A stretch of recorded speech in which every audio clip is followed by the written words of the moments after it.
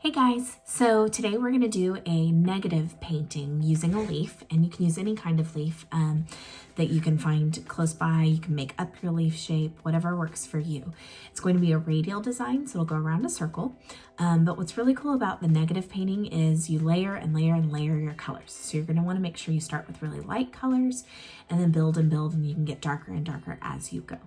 A couple of quick notes that I had that I didn't want to forget as we were going through the process of the video. The leading edge. So when you're doing watercolor painting, as you're painting, the area that is wet, that's on the edge, is called the leading edge, and you need to keep that wet all the way so you don't get some funny looking lines as you go. Light colors to start, and also make sure that your paper is completely dry in between each step of the process. As you're drawing, you don't want to accidentally tear your paper, so making sure that you really do let it completely and totally dry before you do the next step is really important. All right, let's get to it.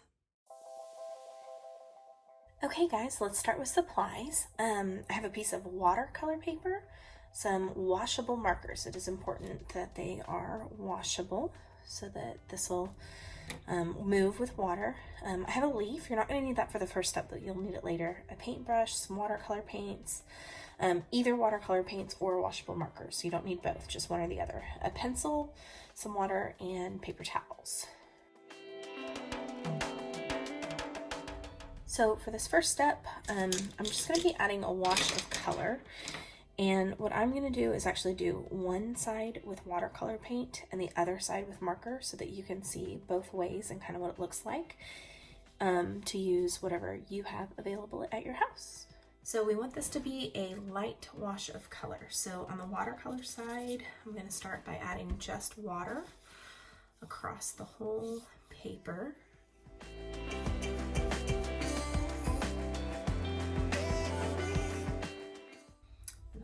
Pick my colors, some things that'll look nice in very, very light values, and let them just kind of mix and mingle using lots of water because I want a really nice light base layer of color.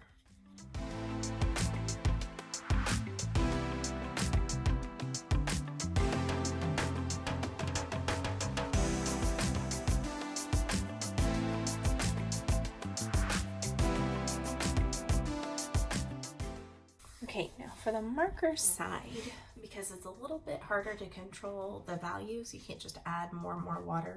Whatever lines you make are going to show. So I'm going to add my marker just around the outside border of the paper, and I'm going to kind of change up my colors as I go so that I've got more than one color going on. I just add a little row of color all the way around the border.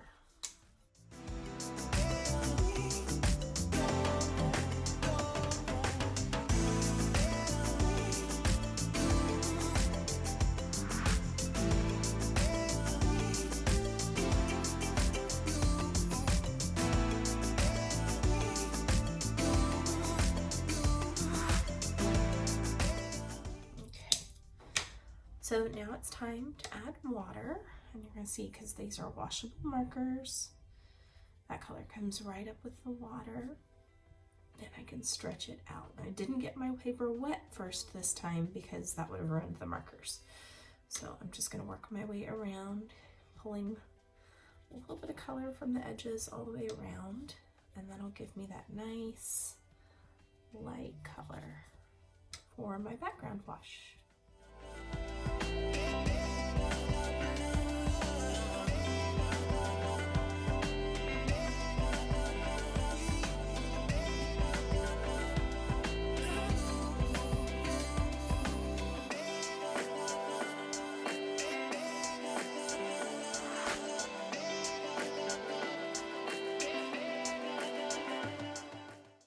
Alright, finishing that up. And now it needs to completely dry before I do my next step. It's going to be all the way dry. Okay, so we're back for the next round. This is completely dried. It did curl up a little bit, so I could put it under like a heavy book or something like that to lay it flat. once it's dry for a little bit, if that's something that happens to you and makes it difficult. What I'm going to do next is I'm going to use my leaf. It's getting a little bit dry, so it's curling a little bit. It's not really important that the leaf look exactly the same every time I draw it, but you might want to use a leaf that you have access to getting a fresh one if needed, if it starts to dry up too much. I'm going to draw 3 of them. I'm going to go ahead and cross. We're going to pretend like this is one big piece of art, doing one with the watercolor and one with the markers, but I'm going to do half and half so that you can just see the difference. And I'm going to do a radial design. So a radial design goes around the circle. I'm only going to do the leaf 3 times right now. There's going to be room to come back and add more in between, but we're going to do adding layers. So just a few right now. So I'm going to give a pretty good line. I'm not worried about drawing super lightly, because if this shows a little bit, the paint is going to kind of move the water from the paint is going to move the graphite from the pencil away a little bit, and I'm not quite getting those tips drawn in yet. I'm going to come back and do those after I move the leaf. Now I've picked kind of a complex leaf. You could totally do this with a much more simple leaf as well. Okay, so I'm going to come back and kind of finish the points.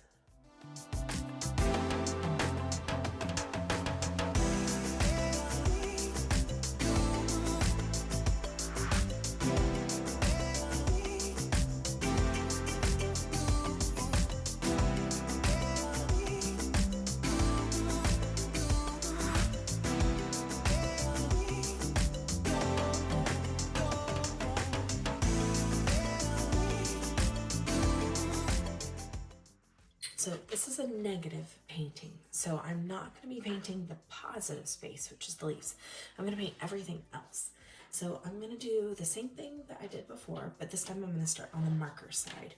And I'm going to make sure that I do not get any color inside of the leaf. This all goes on the outside. So just like before with my markers, I'm going to add a little bit of color, but only around the outside edges. And I'm going to kind of skip around here so I can come back and add the other colors I want in a minute.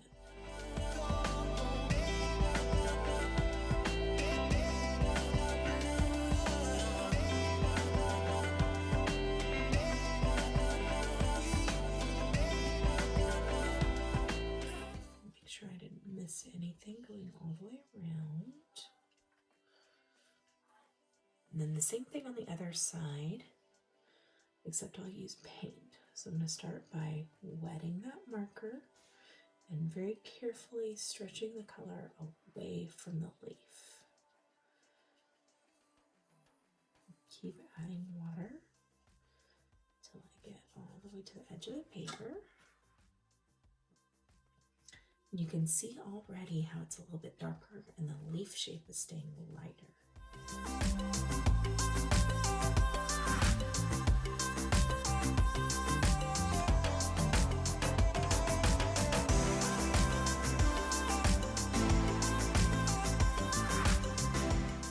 Notice I'm kind of keeping that edge always wet, not letting that water dry until I'm all the way done. So I'm kind of extending the wet line as I go.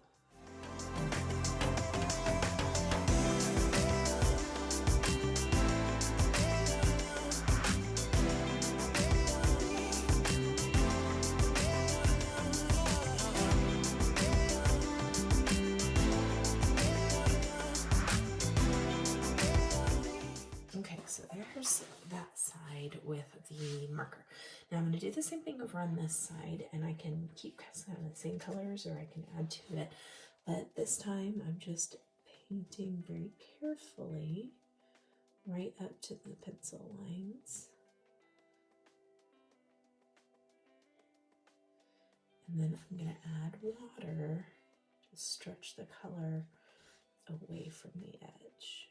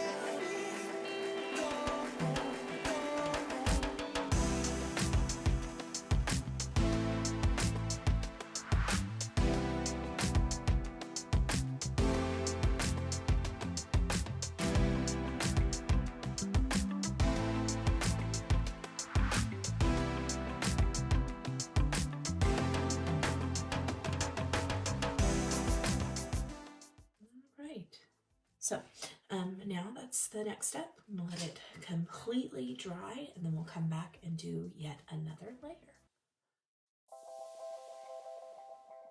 Okay, and now we're back for our next layer.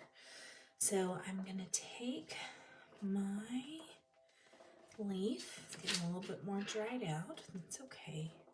Just gonna get the idea. I'm gonna pull it away from the center a little bit just for some variety rather than every single one of them touching, and trace out my shapes.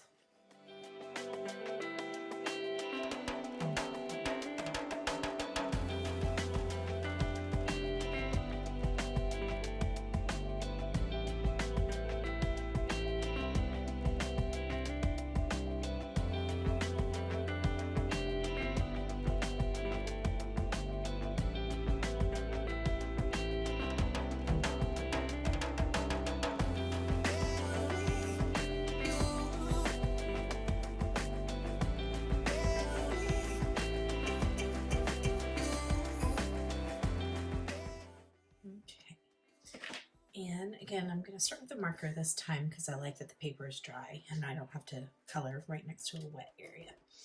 So this is my next round of marker. See?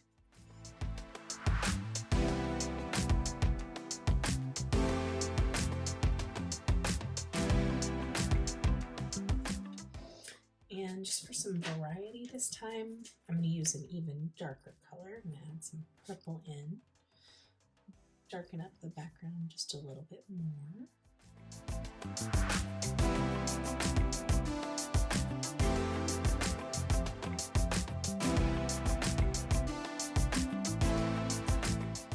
Okay, and another layer of color with my water. Now this time I'm going to do the negative space around these leaves, and I'm also going to make sure to avoid these leaves so that they keep their nice light values.